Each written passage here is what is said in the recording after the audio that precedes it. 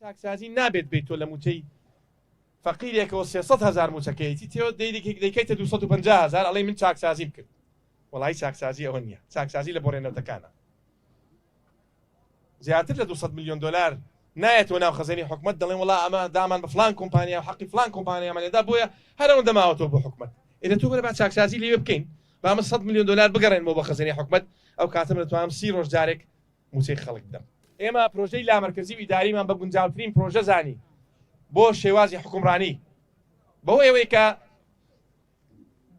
حکمێکی عادیلانە بەڕێوە نەچووە لە وڵاتە فەرق و جیاوازی کراوە لە بینی دەڤەرێک بۆ دەڤەرێک لە بینی شارۆچکێک بۆ شارۆچکێک لە بینی پارێزگایەک بۆ پارێزگایەک هاتین پێشەوەی بچینە حکومەتەوە ئێمە ئەو خاڵەمان کردە خاڵێکی ئەساسی و وتمان ئێمە بە شەرتێک دینە حکومەتەوە کە حکومەتی هەرێم پرۆژەی لامەرکەزی ئیداری و مالی جێبەجێکە.